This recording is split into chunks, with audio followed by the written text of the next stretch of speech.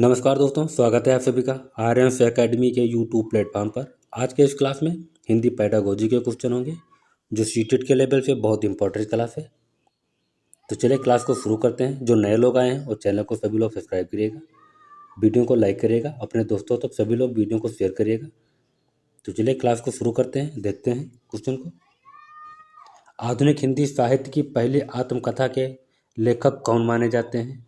तो आधुनिक हिंदी साहित्य की पहली आत्मकथा के लेखक कौन माने जाते हैं? तो बाबू श्याम सुंदर दास, देवेंद्र सत्यार्थी, हरिवंश राय बच्चन, जयशंकर प्रसाद। तो आधुनिक हिंदी साहित्य के आत्मकथा के लेखक कौन माने जाते हैं? तो ये हरिवंश राय बच्चन माने जाते हैं। तो सी वाला आपका ऑप्शन सही है। अगला क्वेश्चन देखते हैं, थोड़ा फास्ट चलेंगे। कार्य के आरंभ में ही बिंद पड़ता है कि मुहावरे का अर्थ है? सिर मारना, सिर पर सेहरा बंधा होना, सिर मुड़ाते ही ओले पड़ना, सिर पर शैतान सवार होना। तो इस क्वेश्चन का ऑप्शन सिर मोड़ते ही ओले पड़ना, तो सी वाला आपका ऑप्शन सही है। अगला क्वेश्चन देखते हैं। किस कवि को कवियों का कवि कहा जाता है? तो किस कवि को कवियों का कवि कहा जाता है? धर्मवीर भारती को, शमशेर बहादुर सिंह को, रघुवीर सहाय को, सर्वेश्वर दयाल सक्सेना को। तो ये किस कवि को कवियों का कवि कहा जाता है? तो शमशेर बहादुर को कहा जाता है। तो बी वाला आपका ऑप्शन बिल्कुल सही है। अगला क्वेश्चन देखते हैं। दशरथ सुत तुहि लोक बखाना, राम नाम का परम ना जाना। किस रचनाकार की पंक्ति है? तुलसीदास की है, कबीरदास की है, केशवदास की है, सूरदास की है। तो ये कबीरदास जी की है। दशरथ सुत सितु लोक बखाना, राम नाम का मरम न जाना। तो ये कबीरदास के द्वारा पंक्ति लिखी गई है। तो बी वाला आपका ऑप्शन सही है। अगला क्वेश्चन देखते हैं। हिंदी का पहला पत्र है, उद्यंत मार्तंड है, इतिहास मित्रनाशक है, बनारस अखबार है, हरिवंश मैगजीन है। तो हिंदी का पहला पत्र कौन है? तो हिंदी का पहला पत्र उदंत मार्तंड है। तो बी वाला फर्स्ट वाला ऑप्शन आपका सही है। अगला क्वेश्चन देखते हैं। चिंतामणि किसका संबंध संग्रह है? बाल मुकुंद गुप्त का है, हजारी प्रसाद द्विवेदी का है, रामचंद्र शुक्ल का है, श्याम सुंदर दास का है। तो चिंतामणि किसका निबंध संग्रह है?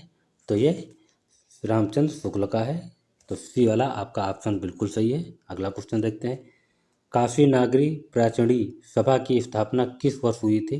तो काशी नागरी प्राचार्य सभा की स्थापना कब हुई थी? तो 1993 में, 1900 में, 1903 में, 1905 में। 1893 है। तो काशी नागरी प्राचार्य की सभा की स्थापना कब हुई थी? तो ये 1893 में हुई थी। तो बी वाला आपका फर्स्ट वाला ऑप्शन आपका बिल्कुल सही है। तो अगला क्वेश्चन देखते हैं।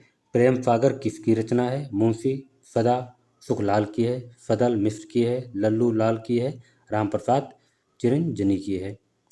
तो प्रेम सागर किसकी रचना है? तो प्रेम सागर ये लल्लू लाल की है। तो सी वाला आपका बिल्कुल ऑप्शन सही है। अगला क्वेश्चन देखते हैं। व्युत्पत्ति के आधार पर संज्ञा के कितने व्यक्त होते हैं? 3 हैं, 4 हैं, 5 हैं, 6 हैं। तो ये 5 होते हैं। व्यक्तित्व के आधार पर संज्ञा के कितने भेद होते हैं? तो 5 होते हैं। तो सी वाला आपका ऑप्शन सही है। अगला क्वेश्चन देखते हैं।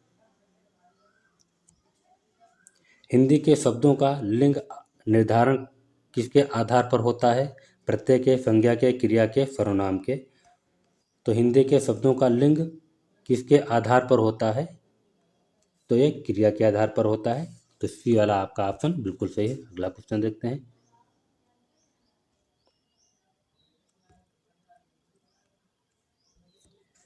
कुछ भी कहा जाता नहीं ऐसा क्यों? कुछ भी कहा जाता नहीं ऐसा क्यों?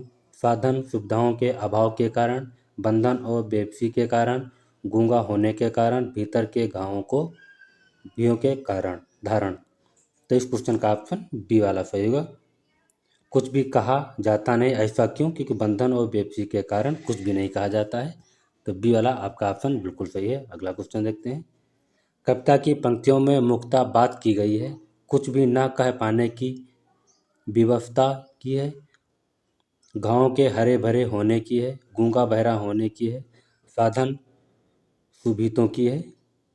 तो इस क्वेश्चन का ऑप्शन फर्स्ट वाला सही है। कविताओं की पंक्तियों में मुख्यतः बात की गई है तो कुछ भी न कह पाने की व्यवस्था की गई है, तो फर्स्ट वाला ऑप्शन आपका बिल्कुल सही है। अगला क्वेश्चन देखते हैं। रीते शब्द से अभाव है, अपनेपन का है, परायेपन का है, खालीपन का है, खोखलेपन का है। तो इस क्वेश्चन का ऑप्शन रीते शब्द का अभाव है, खालीपन से है, तो सी वाला आपका ऑप्शन बिल्कुल सही है। अगला क्वेश्चन देखते हैं। पंक्तियों कविताओं की पंक्ति के आधार पर कहा जा सकता है कि कवि कुछ भी कहने या सुनने पाने की स्थिति में नहीं है, कवि घावों के गहरे होने से दुखी है, कवि के जीवन में बहुत अभाव है, कवि कुछ भी कहने की स्थिति में नहीं है। तो कवियों की पंक्ति के आधार पर कहा जा सकता है, तो कवि घावों के गहरे होने के दुख में पंक्तियों के आधार पर कहा जा सकता है, तो बी वाला आपका ऑप्शन बिल्कुल सही है। अगला क्वेश्चन देखते हैं। ड्योढ़ी का अर्थ क्या है? घर है, देहती है, दरवाजा है, चौखट है। तो ये दरवाजा होगा, तो सी वाला आपका ऑप्शन बिल्कुल सही है। अगला क्वेश्चन देखते हैं। भीतर के घाव से तात्पर्य है शारीरिक क्षत है, घर के भीतर की अशांति है, हृदय की पीड़ा है, अंदरूनी चोट है। तो इस क्वेश्चन का ऑप्शन सी वाला बिल्कुल सही है। हृदय की पीड़ा भीतर के घाव से तात्पर्य है, तो सी वाला आपका ऑप्शन बिल्कुल सही है। अगला क्वेश्चन देखते हैं। इत्यादि शब्द में कौन सी संधि है? तो इत्यादि शब्द में इत प्लस आयाद, तो इसमें यण संधि है, वृद्ध संधि है, गुण संधि है, दीर्घ संधि है। तो इसमें यण संधि है, तो फर्स्ट वाला आपका ऑप्शन बिल्कुल सही है। नाक रगड़ना का अर्थ है नाक में चोट लगना, इज्जत देना, दीनतापूर्वक प्रार्थना करना, चापलूसी करना। तो नाक रगड़ना का मतलब होता है दीनतापूर्वक प्रार्थना करना, तो सी वाला आपका ऑप्शन बिल्कुल सही है। अगला क्वेश्चन देखते हैं। उन्मूलन का विलोम क्या है? उत्थान है, उत्कर्ष है, रोपण है, अवनति है। तो इस क्वेश्चन का ऑप्शन रोपण होगा। उन्मूलन का विलोम क्या होगा? तो रोपण होगा, तो सी वाला आपका ऑप्शन बिल्कुल सही है। अगला क्वेश्चन देखते हैं। महावीर प्रसाद द्विवेदी ने आदिकाल को क्या संज्ञा दी थी? तो महाप्रसाद द्विवेदी जी ने आदिकाल को क्या संज्ञा दी थी? चरण काल दी थी, आयात काल दी थी, वीर काल दी थी, विपन काल दी थी। तो ये महावीर प्रसाद द्विवेदी जी ने बीज वपन काल दी थी, तो डी वाला आपका ऑप्शन बिल्कुल सही है। अगला क्वेश्चन देखते हैं। निम्नलिखित में कौन सा संबंध हजारी प्रसाद द्विवेदी का नहीं है? अशोक के फूल, मुकुट, विचार प्रवाह, व्रत और विकास। तो ये व्रत और विकास नहीं है। अशोक के फूल, कुटुज, विचार प्रवाह ये हजारी प्रसाद द्विवेदी के हैं। व्रत और विकास यही नहीं है, तो डी वाला आपका ऑप्शन बिल्कुल सही है। अगला क्वेश्चन देखते हैं। परमार रासो किसके द्वारा रचित है? तो परमार रासो नरलर सिंह है, नरपत नाला है, चंदर बरदाई जगनिक हैं। तो इस क्वेश्चन का ऑप्शन डी वाला सही होगा, जगनिक हैं। परमार रासो के रचयिता कौन है? तो जगनिक, डी वाला ऑप्शन आपका सही है। अगला क्वेश्चन देखते हैं। दुल्हन गावई मंगल चार, हम घर आए राजा राम भातार में किसकी पंक्ति है? दुल्हन गावों मंगला चार, हम घर आए राजा राम भतार। यह पंक्ति किसकी है? तुलसीदास की है, कबीरदास की है, सूरदास की है, रैदास की है। तो ये कबीरदास की है, तो बी वाला आपका ऑप्शन बिल्कुल सही है। अगला क्वेश्चन देखते हैं। मृगावती किसकी रचना है? उस्मान की है, मंझन की है, कुतुबुन की है, जायसी की है। तो इस क्वेश्चन का ऑप्शन सी वाला बिल्कुल सही है, कुतुबुन की है, मृगावती रचना है। अगला क्वेश्चन देखते हैं। निम्नलिखित में शुद्ध वर्तनी वाला शब्द है अंतर्राष्ट्रीय, अब पूछा है शुद्ध वर्तनी वाला शब्द है, तो इसका पहला ही शुद्ध है अंतर्राष्ट्रीय, क्योंकि सी भी गलत है, बी भी गलत है, टी भी गलत है। तो इस क्वेश्चन का ऑप्शन फर्स्ट वाला बिल्कुल सही है। अगला क्वेश्चन देखते हैं। आगे कुआं पीछे काहीं का अर्थ है चारों तरफ जल ही जल होना, रास्ते का बंद होना, दोनों और मुसीबत, बीच में निकल भागना। तो इस क्वेश्चन का ऑप्शन दोनों तरफ मुसीबत है, आगे कुआं पीछे काई, तो दोनों तरफ मुसीबत, तो सी वाला आपका ऑप्शन बिल्कुल सही है। अगला देखते हैं क्वेश्चन। भाषा के रूढ़िगत पाठन विद अवकाश के दिनों घर से निबंध रचना कल पाने से संबंधित सही है। अव्यक्ति व वास्तविक रूप आ जाता है। निबंध की मौलिकता नहीं आ पाती है। छात्रों की कल्पना शक्ति का विकास होता है। निबंध लेखन बेहतर होता है। तो ये भाषा के रूढ़िगत पाठन विद अवकाश दोनों घरों से निबंध रचना कर पाने का सही तथ्य है। तो निबंध मौलिकता नहीं आ पाती है, तो बी वाला आपका ऑप्शन बिल्कुल सही है। अगला क्वेश्चन देखते हैं। निम्न में किस विधि द्वारा भाषा शिक्षण के उद्देश्य अर्थ ग्रहण, अभिव्यक्ति तथा सृजन शक्ति तीनों साथ साथ पूरे होते हैं? किंडरगार्टन पद्धति के, डाल्टन के, प्रोजेक्ट के, मॉन्टेसरी के।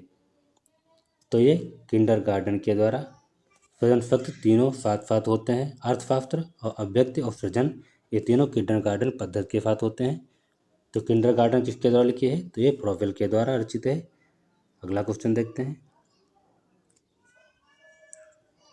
अगला क्वेश्चन है, हिंदी शिक्षण में डाल्टन पद्धति के दौरान विद्यार्थी संप्रेषण को कार्य करते हैं, मौलिक भाषा का विकास होता है, स्वतंत्रतापूर्वक कार्य नहीं कर पाते हैं, शिक्षण और प्रयोगशाला की आवश्यकता कम पड़ती है। तो इस क्वेश्चन का ऑप्शन फर्स्ट वाला सही है। विद्यार्थी स्वप्रेरणा के कार्य करते हैं हिंदी शिक्षण में डाल्टन पद्धति के, तो फर्स्ट वाला आपका ऑप्शन बिल्कुल सही है। तो मैं वीडियो को समाप्त करता हूँ। अगले नेक्स्ट वीडियो में मिलेंगे। सभी लोग वीडियो को लाइक करिएगा, शेयर करिएगा। जो नए लोग आए हैं चैनल को सभी लोग सब्सक्राइब करिएगा, अपने दोस्तों तक शेयर करिए। बताएं कि शीटर की क्लासें यूट्यूब चैनल पे आर्यन एकेडमी के स्टार्ट हो गई हैं। नमस्कार, नेक्स्ट वीडियो में मिलेंगे।